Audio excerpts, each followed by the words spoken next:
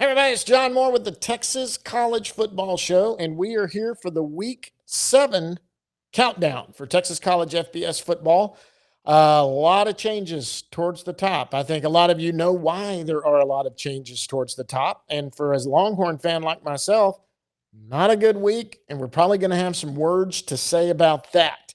All in all, for the show last week, we went 7-5. Like I said, that's not my preseason rankings. We'll go over those on the ones and kind of show you update every week how I was doing on preseason rankings. But for the show last week, we were 7-5. We were 54-15 overall. That's not against the spread. That is not against the spread. I do pick them, which makes it easier who I think will win and who will lose. I had Texas winning and they lost, so it wouldn't really matter about the spread on that one. That's the way that one went. Now we're going to start at number 13 and count all the way down to number 1. There is some changes towards the top for sure. And when we get there, we'll explain and go over what we're going to do. At 13 and towards the bottom, there hasn't been a lot of change. Number 13 is Sam Houston. Last week, Sam Houston lost to New Mexico State 37-10. They are 0-5. They are 0-1 in Conference USA. And this might be the hottest seat right now in Texas College FBS football. Phil Longo has not had it. Now, look, this is his first year, okay? I'm going to give him a little bit of a break. I mean, Hunter Watson threw for 222 yards. They have Mabry Mature, their backup. I don't know how any other way to say it. They are not looking good at all. I had them picked to win this game. And this week, they October 9th, they're going to play this. Actually, October 9th is Thursday. Is that Thursday or Wednesday? So 11th is Saturday. It's going to be Thursday night, 7 p.m. They're playing on CBS Sports Network. They are playing Jackson State. They are hosting Jackson State. Jackson State is picked to win by 7.5 points. There's a total over-under of 55.5 points. My prediction is that Jackson State is going to put a little bit of a shellacking on them. They can't seem to get satisfied at quarterback and what they're going to do there. If you look at preseason, I actually had the New Mexico State as I had them starting out 0-4, and I had that their first win. They didn't come close. They got beat pretty bad. I had Jackson State at the beginning of the year going to be another win for Sam Houston. I don't think it's going to happen. I think Jackson State's going to kick their you-know-what. And I hate to be that way for them and do that, but that's just the way it is. I just don't see it. Let's go to number 12. Number 12, UTEP. UTEP had a bye last week. They're 1-4 overall. They're 0-1 in Conference USA. This week, they host Liberty. Liberty is coming to town. Liberty is a 1.5-point favorite. Liberty's a 1.5-point favorite. I'm sorry, guys. I didn't mean to step out of that one. That's my bad. It's on CBS at 7 p.m. That's Wednesday. They're going to do that at 7 p.m. Central Time. CBS Sports Network, Liberty's 1.5-point favorite. The over and under is 47.5. I think UTEP's going to win this game, and let me tell you why. This line has influxed just a little bit back and forth. UTEP's at home, and I think they're going to go. They're finally getting away from Malachi Nelson, the 5-star. I think they're going to go with Skylar Locklear, who was their quarterback last year. In fact, I think I did see that they had named him the starter, which is good. And then with that happening, I think that Skylar Locklear played pretty well last year, has done pretty well, this year coming in a backup role, but he's going to get to start this year. He followed what's his name over from Austin P. He was the quarterback over there and followed him over here and started most of the games last year. We'll see. I've got high hopes for them. I hope that they do pull this off. I've got UTEP winning this one 28-21. Number 11, the Rice Owls. Rice Owls lost to Florida Atlantic University 27-21. Overall, they are 3-3. They are 1-2 in the American Conference. That is a miss. I actually had them winning last week. This week, it does not get any easier. They're going to be playing UTSA. UTSA, which actually ended up winning this week, but barely. Look, they're a better team, and Rice. The Rice is going to make this closer than I think. It's going to be this in October 11th. It is Saturday at 6:30 p.m. Central. It's on ESPNU. The UTSA is favored by 12.5 points. The over/under is 49.5. I've got UTSA winning this game 28-17. I think they're going to make it a little closer than the 12.5. UTSA hasn't been the offensive juggernaut with Spencer Owen than I thought that they would be. And I don't know. We'll see. Rice is, they still run that little offense they do. It's kind of a veer offense. They don't have a lot of passing yards when they do that. But they have played well under new coach. And so I'm seeing this one as Rice is going to end up losing this game, but I see UTSA beating them. Speaking of UTSA, they're my number 10. Number 10, UTSA. Last week they lost to Temple 27-21. They are 2-3 overall. They are 0-1 in AC play, in American Conference play. That's a hit. I actually predicted they would lose that game, and they did lose to Temple 27-21. Spencer Owen is – I don't know how to he's looked good at times. He's looked bad at times. He's had inconsistent play. This week, again, we just went over it. They are going to be playing Rice. They're at Rice. They're playing at 6:30 p.m. Central Time, ESPNU, UTSA minus 12.5. We've already announced this, that we're going to have UTSA winning this one 28-17. We're into our top 10 now, and let's go to number 9. Number 9 is Texas State. Texas State lost to Arkansas State 31-30. It was a close game, but I had them winning that game. They are 3-2 overall, and they're 0-1 in the Sun Belt Conference. This was a miss for me. I had them winning that game. I don't know. Maybe it's the G.J. Kinney talk. A lot of people talking about G.J. Kinney and the 2 jobs that are open. He's a popular name out there. This week they are hosting Troy. It's 7 p.m. Central Time. It's on ESPN Plus. This Saturday, Texas State is picked by 9.5 points.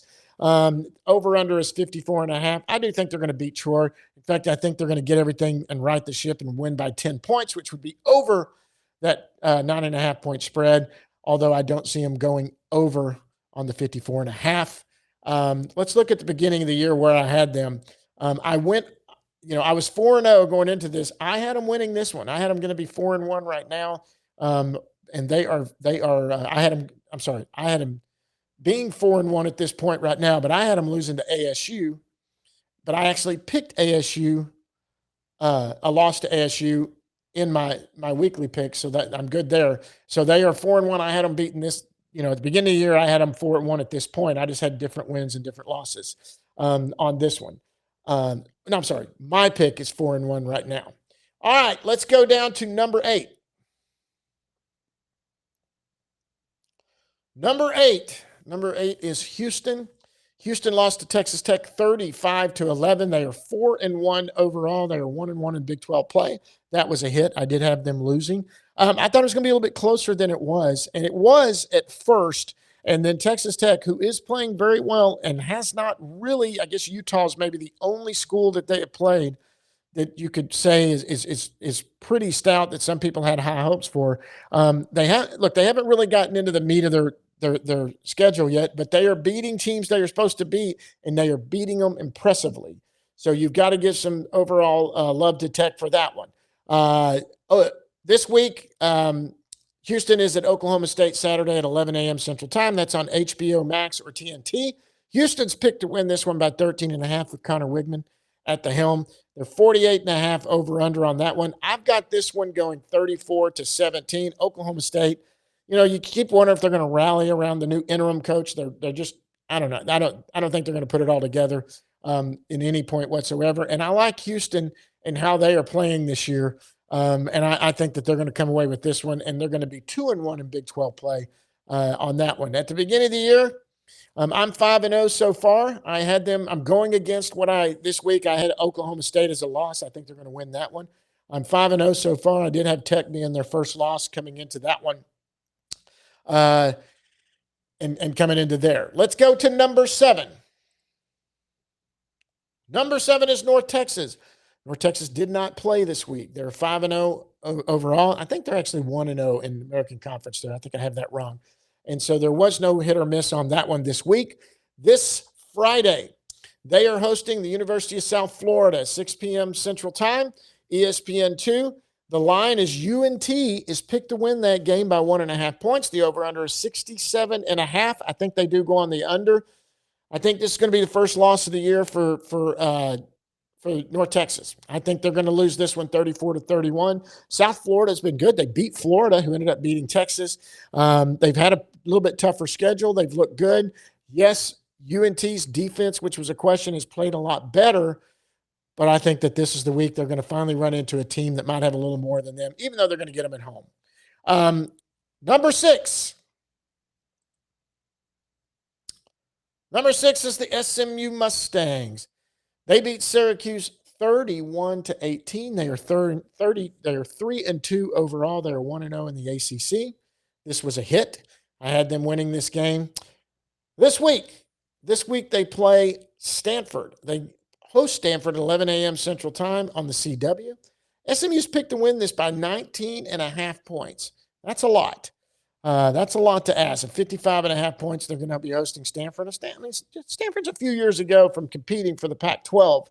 And yes, they've been down for a little bit and probably looking for a new coach. In fact, they may have already fired the one they have now and looking on an interim. But they've got, they've got some front office work there that is on the mend and trying to get them going up.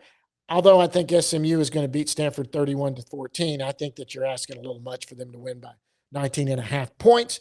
You still got Jennings there. He's playing well, and he's playing well in space.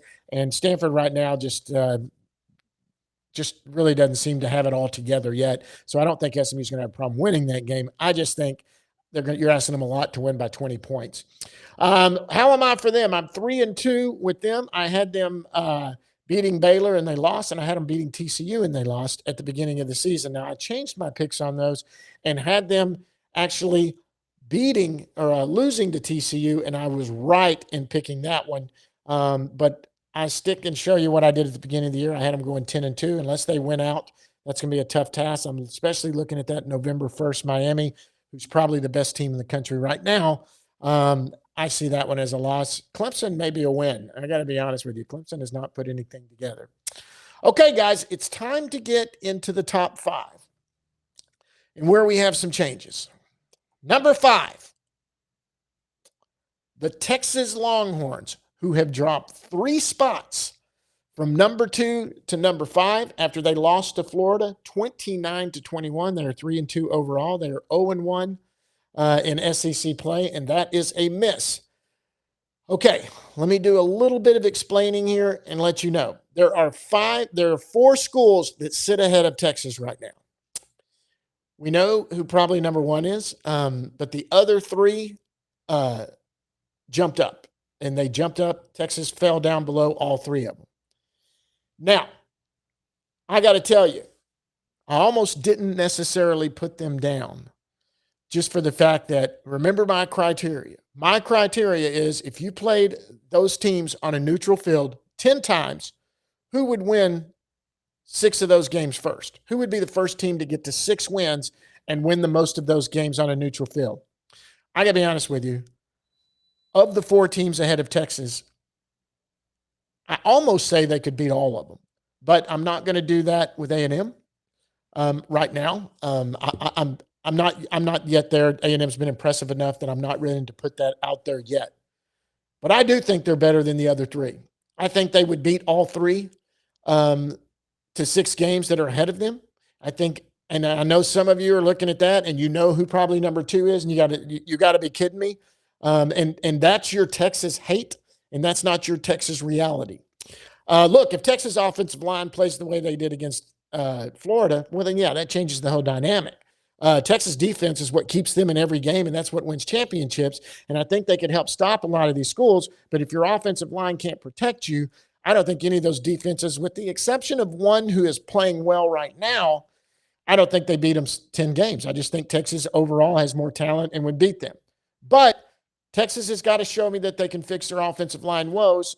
And in that case, maybe they can jump back up. Now, this week, they're playing the Red River Rivalry. It's at 2:30 p.m. Central Time. It's in Dallas. They're playing OU on ABC.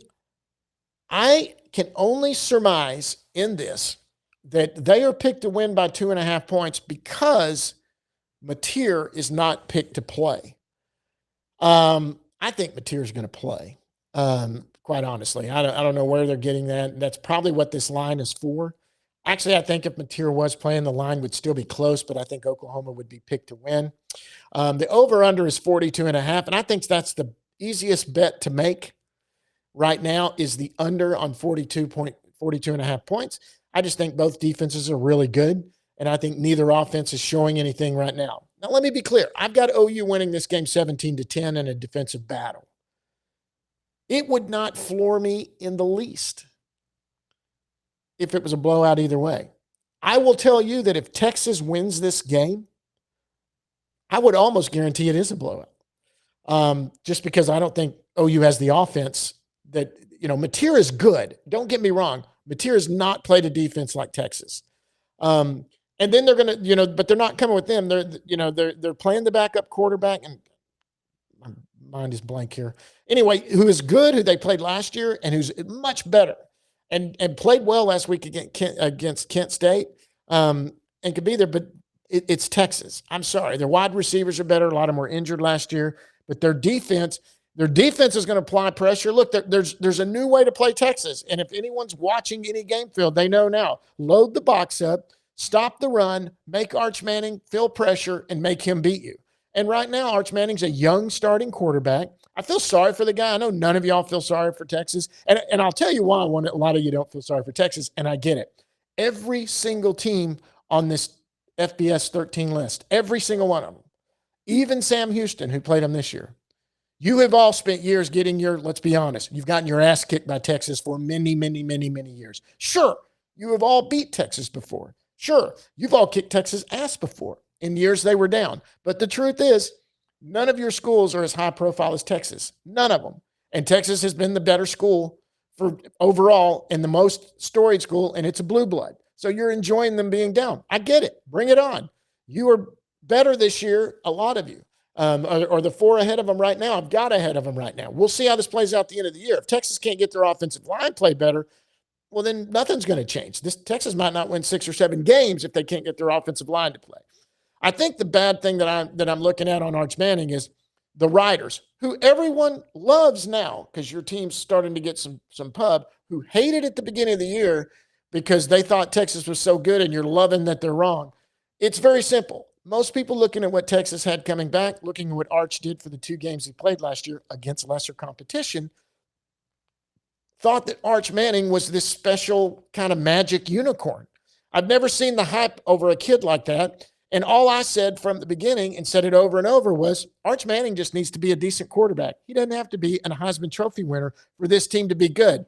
One thing that nobody anticipated was that with all the skill position players they had coming back and the offensive linemen losing 4 of them, I think everyone thought they were going to get a lot better play at offense. They thought the running game, and they thought that the wide receivers would do a better job of getting open because let's be honest, there's some 5-star talent in that wide receiver core that everyone that are underperforming. They can't get the ball to them, and most of it is because of the Arch Manning not being able to establish a running game. There's not much play action. Anytime Arch has any time, he throws bullets, and he's thrown some wonderful throws that have looked like what people have saw in Arch Manning. But he's never been under this kind of stress before. He's never had that. I mean, he was the whole team at Numenor, I can't say his high school, Isidore, whatever it is, in New Orleans, Isidore, New Orleans. He was their whole offense. He ran that entire team. He took them further than any of his uncles ever took them, all on his own. They didn't have talent around him. It was a lower talent for sure. And he never had any stress. He comes to Texas and he's the backup. He didn't have any stress. Now, for his first time ever, he grew up in a household where he lived in comfort. His parents were successful. He got to train and do everything he wanted to. And for the first time ever, he's got some some stress on him. He's got some, getting some negative pub. He's having some pressure. And this is what you do. Young quarterbacks have to learn. Marcel Reed looked like crap for some games last year. Y'all remember it. You wanted so bad for him to take the place of Connor Wigman. Then you had to replace him with Connor Wigman in a game because he looked like crap. He looked like crap against Texas. The other day, he looked like crap. He couldn't throw the long ball. He missed a couple of open wide receivers. So it's all about getting playing time. And that, for Texas, I would say if I was a Texas coach, and I would tell every player to put your head down. You've got the talent to be good. Go out, play every game your hardest, get more experience.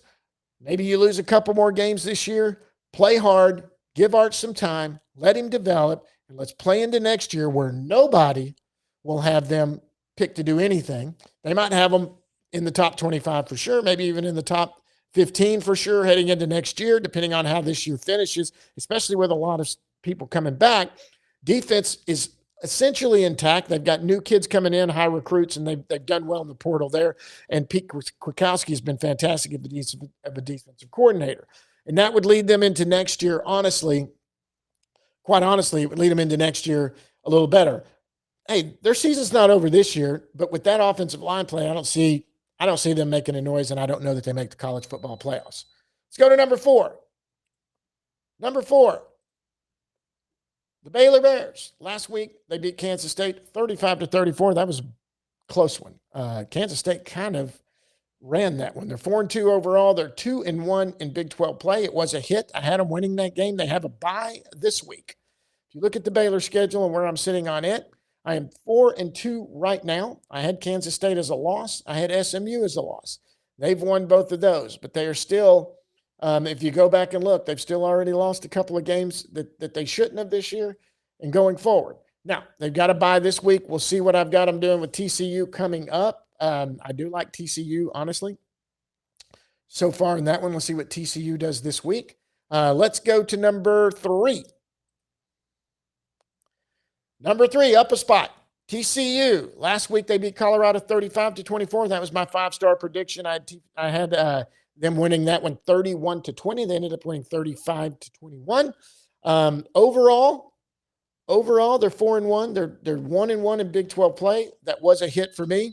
This week they are at Kansas State. At Kansas State, it's at 2:30 Central Time. Kansas State's picked to win this game by 1.5 points. It's because they are at home, 57.5. I got TCU winning this one. I'm going with TCU, and I think TCU is going to win this one 31-24. So I am going against what the line says. That's me. What did I have it doing at the beginning of the year? I had Kansas State as a loss, so I'm going to win either way on that one because I've got TCU winning, or I'll get it from the beginning of the year on the loss. But I do think they're going to beat Kansas State, and that's where they're sitting right now. Number 2, and up from number 3, the Texas Tech Red Raiders. Texas Tech is 35-11. They beat Houston 35-11. They're 5-0. They're 2-0 in conference play in Big 12. It was a hit. I had them winning this game. I didn't quite have them winning that much. I expected a little more out of Houston, and once Houston got behind, it was just tough to get back into it, especially with the way that offense was, that defense was playing. And Texas Tech has pretty formidable defense. They still haven't played anyone impressive except maybe Utah, and they beat the heck out of Utah. But what they are doing is they're winning games they're supposed to win by a lot. This week they're playing Kansas at home at 6:30. A lot of people are sleeping on Kansas. They've got Tech winning this one by 13.5 points. I don't know if you've watched. It's on Fox, 60.5, the over-under. I think Tech's going to win it. I think 13.5 is a little steep for me. I've got Texas Tech winning this one 34-24. I like the play of Texas Tech right now and what they're doing. I just think this one will be a little closer than what they say. From the beginning of the year so far, I'm 5-0. Had them winning everything so far, and I've got them winning this one, going 6-0. I've got their first loss against Arizona State. We'll see going into that one how I'm feeling and how they keep doing and what Arizona State keeps doing.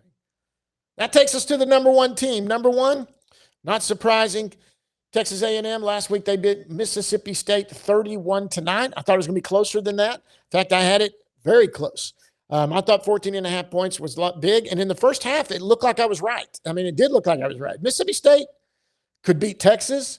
They can beat a lot of teams. Their offense is going. Jeff Lebby's got that team going. They lose by attrition. Eventually, when you're playing catch up, you don't have the defense to hold them. And Marcel Reed did not play great. Look, they're 5-0. They're 2-0. That was a hit for me on that one. But Marcel Reed is still learning and still needing to get a little bit better. His legs have helped him a lot. But I tell you what, with the run game that they have right now in that offensive line, it's big. Now, they've got them as a favorite this week against Florida, who just beat Texas. They've got them picked by 7.5 with a 46.5 over-under. 7.5 is a little low for me, to tell you the truth. No, I don't think Florida necessarily would beat Texas 10 times. And I still don't know, quite honestly, if I think A&M would beat Texas if they played them 10 times, 6 times. I don't know yet. But I do think Florida came out, punched Texas in the throat. Texas didn't know what to do, and they just took advantage of it, applied pressure, and the offensive line played like crap. And that's why they did that. I think they're going to run into a better defense there. And I've got Florida. I just don't think. And Lagway seemed to be hurt. I don't know if he's going to play. He might. He was limping around against Texas. He looked good. And some of that freshman wide receiver was unbelievable, who looked really good. But I think A&M is going to win this by 10 points. I've got them winning this one 24-14. That's it, guys. That's it for this week. Tough week for Horn fans, but keep your head up. It's okay. Right now, A&M, Aggies, be proud. You got a team that's looking good right now. Let's look at what the schedule had for them. The only loss I had for them going so far is I did have a loss to Notre Dame, although I picked that week. So right now I'm 5-0 in my actual weekly picks. I'm 5-0, but during the preseason, this was Notre Dame was their first loss. Florida could be their first loss. I think Florida could beat them, especially if they played the way they played against Texas, and Marcel Reed struggles the way he did against Mississippi State. But I don't see it, but they could obviously lose that game right there. So right now, I feel like I'm going to be 5-1 after this week. Thanks, guys. This has been fun. It's not been a fun week for me as a Texas Longhorn fan. I'm going to be in a dove field this weekend watching Texas OU from the bunkhouse where we go do our dove hunting. Hook 'em horns. I hope they win this one, but right now I'm not optimistic unless that offensive line changes. Till next time, guys. We will see you at the gridiron.